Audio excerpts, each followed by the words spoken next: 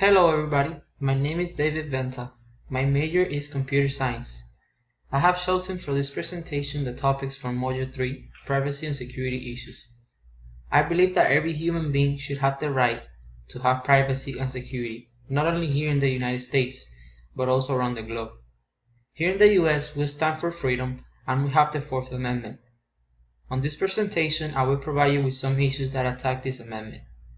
My three main topics in this presentation are how privacy and security are violated from. Number 1, the government.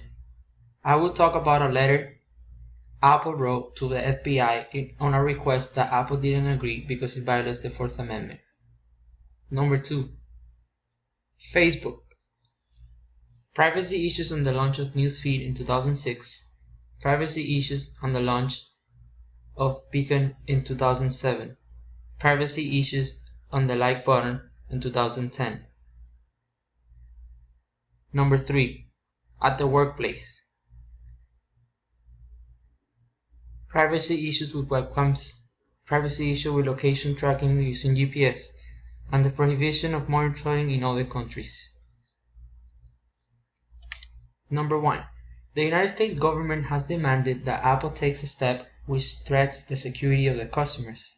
Apple wrote a public letter signed by CEO Tim Cook in which states that the government is asking Apple to hack our own users and undermine decades of security advancements that protects our customers, including tens of millions of American citizens, from sophisticated hackers and cybercriminals. To illustrate, the government suggests a tool that would give them access to an encrypted system. This, according to Apple, would be like creating a backdoor and give access to users' data. In the actual world, it would be equivalent to a master key capable of opening hundreds of millions of locks. In other words, the government is asking the same engineers who build strong encryption into the iPhone to weaken those protections and make users less safe. Apple believes that the only way to guarantee that such a powerful tool is not abused and doesn't fall into the wrong hands is never to create it. According to a CNN judge in California, Apple ordered to help the FBI break into the fund of San Bernardino shooting in which 14 people were killed. Investigators obtained permission to retrieve data from the fund, but have been unable to search the device since it was locked with user-generated passcode, which after 10 failed attempts to input the passcode, it enables an auto-erase function which will result in the information on the phone being wiped. While Apple believes the intentions of the FBI are good, it would be wrong for the government to build a backdoor into the products. They feared that this demand would undermine the freedom and liberty of our government is meant to protect. Number 2. On the other hand, when Facebook launched Newsfeed in 2006, it angered many users by not giving them control of who could see their updates, or the ability to opt out. According to Mark Zuckerberg, CEO of Facebook, they really messed up on the Newsfeed.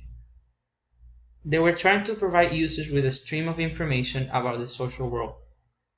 They did not explain what the new features were and didn't give the user control of them. Facebook fixed the mistake and came up with a new privacy page which will allow users to choose which type of stories go into the mini friends and newsfeed. Another privacy issue from Facebook was the launch of Beacon in 2007. It was an ad system that tracked what users did and what they purchased on partner websites, even for users who were not their members. Facebook users' purchases were published without their consent on the Friends newsfeed. They solved this issue by giving the chance to opt in or out of Beacon. Eventually, Beacon was shut down in 2009. In 2010, Facebook introduced a new tool for users to share information about the things on the web that they liked. But Facebook users who had clicked on the like button for some products began seeing their name and photo used to promote their product. A class action lawsuit was launched. Nick Vegas became part of a class action after his friends saw his name being used to promote a 55-gallon barrel of personal lubricant he had liked as a joke. His sarcastic comment, "For Valentine's Day and every day for the rest of your life," somehow became part of for an ad on Amazon, where the barrel was for sale. As part of a settlement announced in June 2012, Facebook has to make it clear what the implications might be if they use the like button, and has to give users a chance to decline to be unpaid endorsed of a product. According to CBC News, an economist testified that the new policy could cost Facebook $103 million in loss of advertising revenue. Number 3. At the workplace. Many laptops are now equipped with webcams. Because virtually all laptops today are wireless, webcams can be remotely activated. An employer could easily activate the webcams on any or all of those laptops issued to employees. Many of these laptops will be inside employees' home. It is impossible to determine how often this abuse occurs. Employees have no way of knowing that the webcam on their laptop has been activated, and employers are not required to disclose this information. One of the solutions to this issue would be that the employers prevent IT from spying on employees by occasionally conducting audits to keep track of whether the webcams had been remotely activated. On the other hand, every cell phone made in the United States is required by federal law to be equipped with GPS technology. Some employers use this to track employees during their private lives. In addition to disclosing very personal information, GPS tracking provides the employer with a record of everywhere employees spend every minute of their life. As far as the monitoring of communications are concerned, many countries have specified laws, often enforced through criminal sanctions, which regulate the protection of telecommunication, like telephone communications, email communication, and the use of internet. Also, the communication takes place in a work-related context. In Belgium, the prohibition of intercepting telecommunications is regarded to be very strict in the sense that there are only a few exceptions in which employer might rely.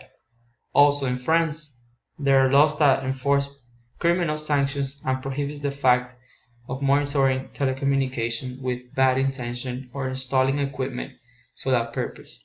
It is irrelevant whether it concerns the telephone communication for private or professional purpose.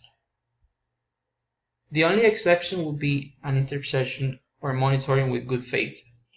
The question remains whether the exception of good faith monitoring would apply to surveillance by the employer in case has informed to employees beforehand.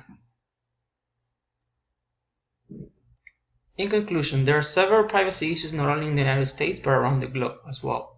On this presentation, I researched and presented to you how privacy and security are violated from the government and all around the world, Facebook and at the workplace. There are many other topics to demonstrate how our privacy is at risk nowadays. I would like to end my presentation with a quote from Benjamin Franklin. And it says, "Those who surrender freedom for security will not have, nor they deserve either one." Thank you for watching this video, and I hope you enjoyed it. Here are all my citations. They will be available on the website. Thank you. Have a nice day.